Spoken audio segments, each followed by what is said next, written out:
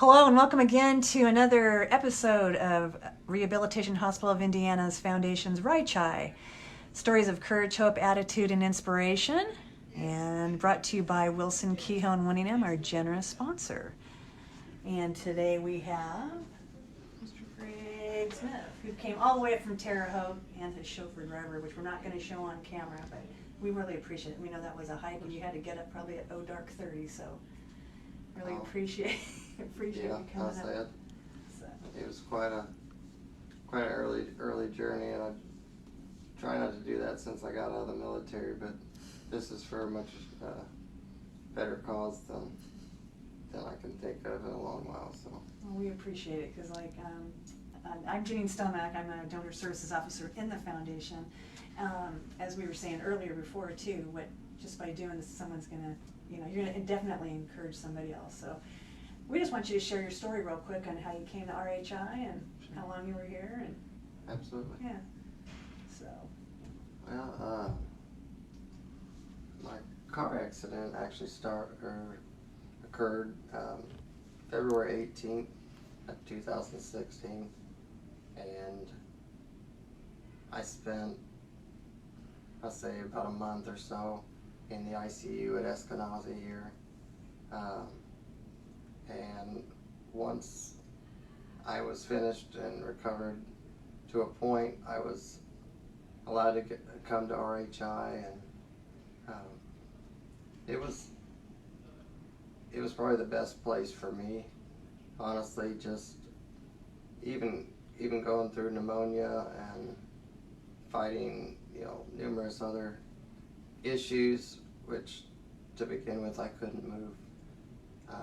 I couldn't move either arm.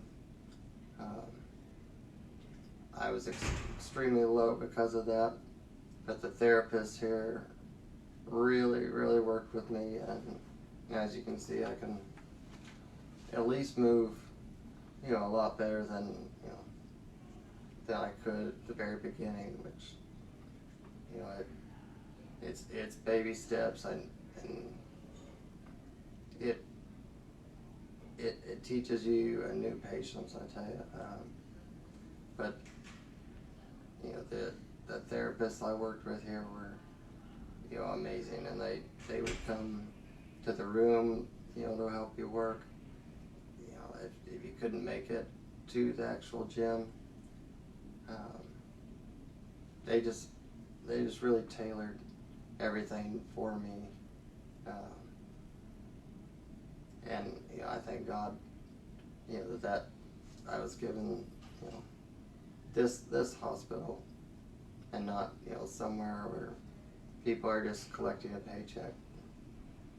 I mean, you can tell the difference between people that are invested, which I felt the therapists here were. They just, even a couple of them have followed up, and it's been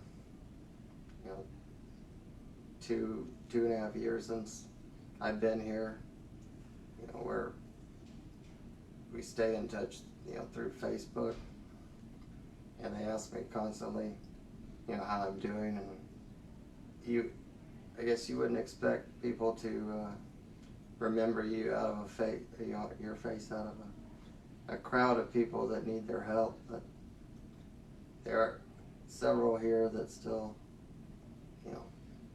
come by, and every time I'm here doing something, either with a doctor or just an appointment, they make their way to come say hey, and that means a lot to me.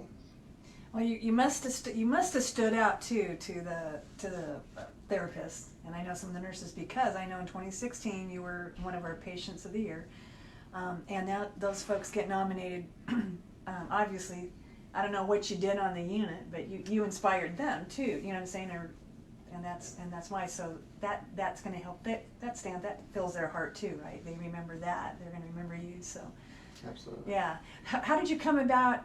Do you remember were you given a choice of rehab hospitals, or do you know how the RHI came into to be selected? Do you remember? Somewhat. I believe they said,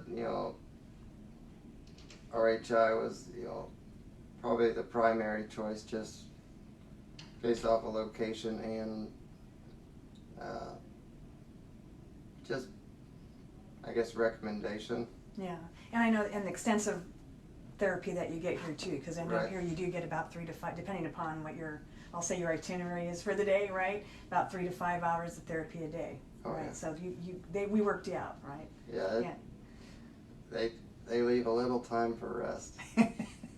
And when therapy's over, you're pretty tired out, right? Oh yeah, Yeah. I tell you how excited you can be as an adult getting a nap.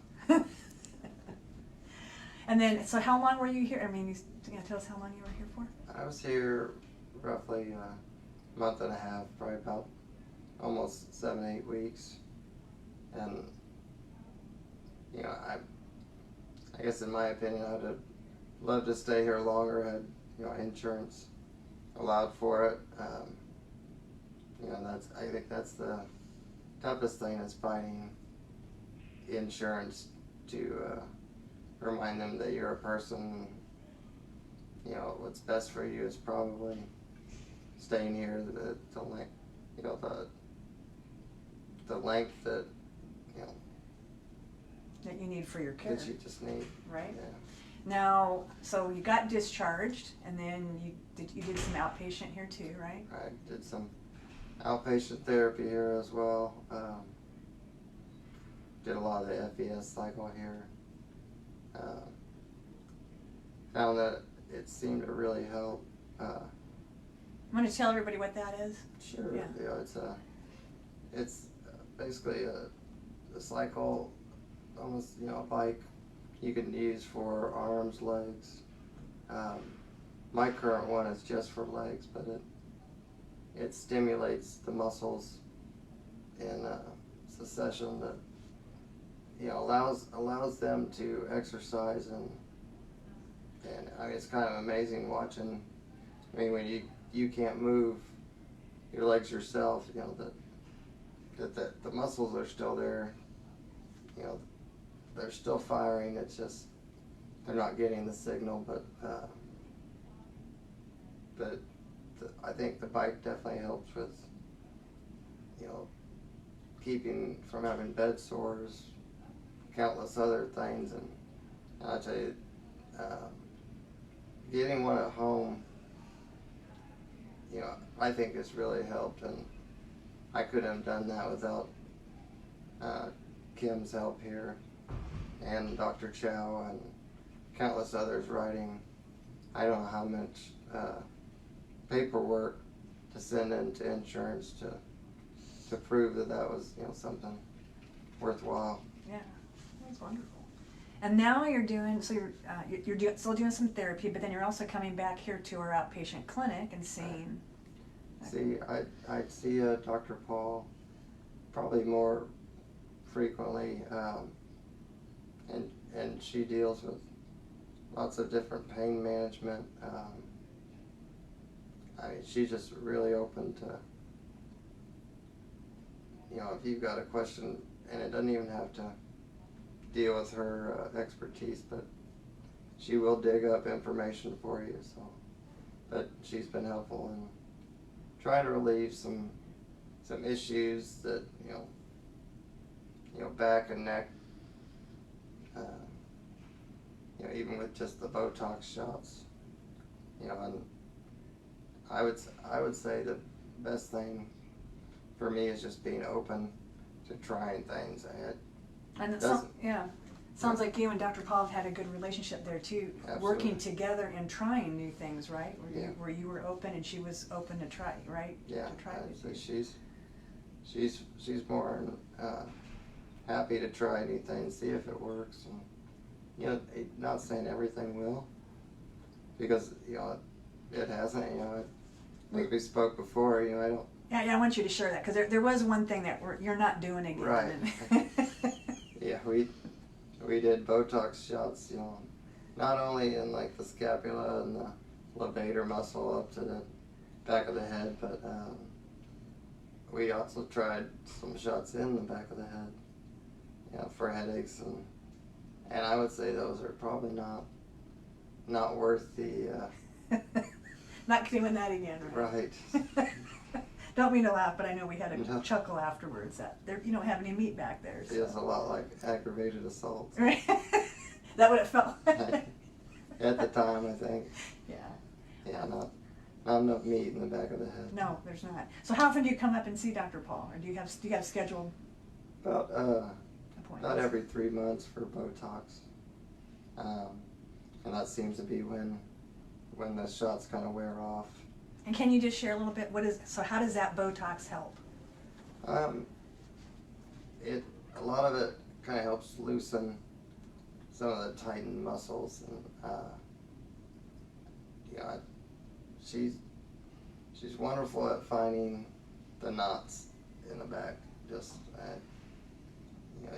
you find I guess an area she likes to say is busy, where it's just overworked, and trying to make up for other areas I think that have stopped working as well.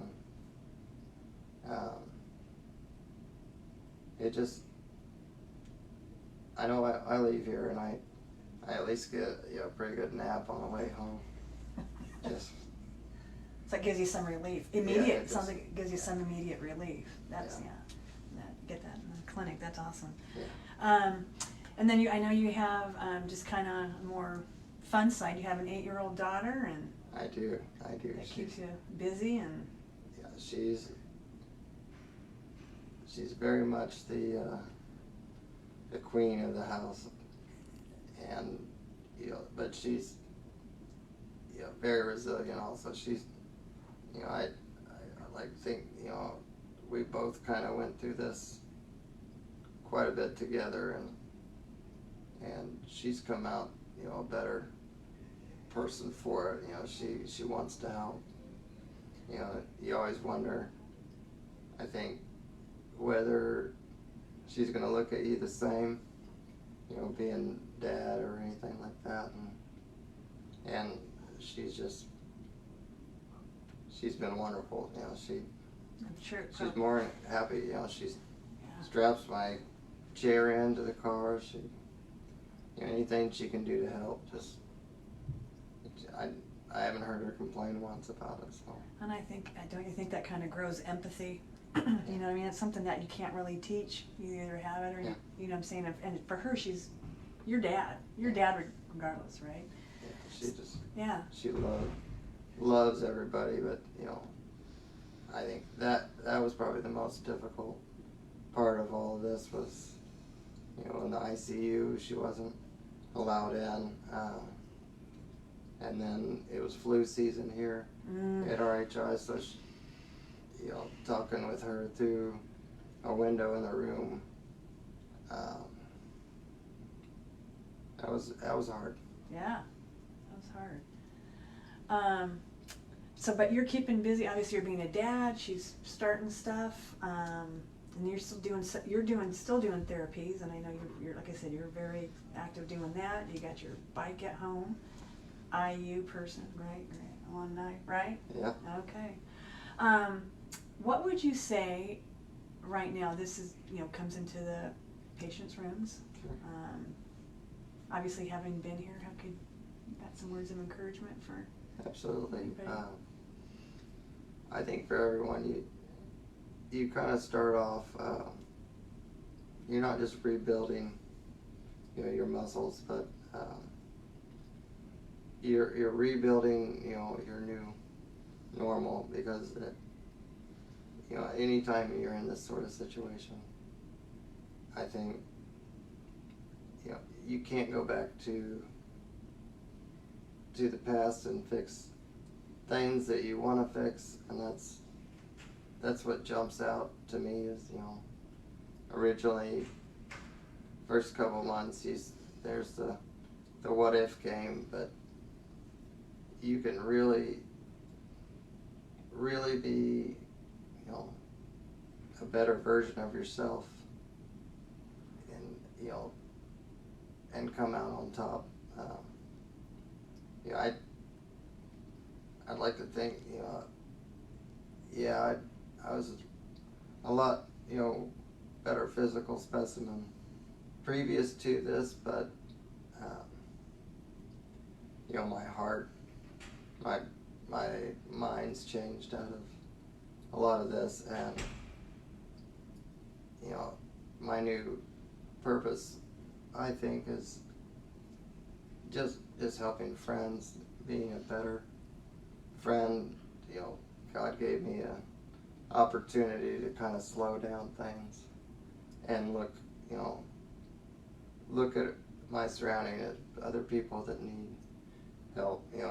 Everybody's got issues in some form or fashion, and if you focus too much on your own self, yeah, you're gonna get down. But if you could focus on what you can do to help other people, I think you get some sort of therapy out of that as well. You have to look for a silver lining in any of this, and you have to use the support. People are willing to help you, and you just have to be strong enough to ask for help. Very well said. Very well said. Well, we want to thank you again, Greg, for coming all the way from Terre Haute. That's quite a hike. And right below this video, there is a link where you can, if you, in honor of Greg, if you know him, I think he does Facebook, Yeah. right? You're more than happy. Yeah, you can to donate to the foundation, where we do a lot of good work here and also research. And just thank you again for joining us today.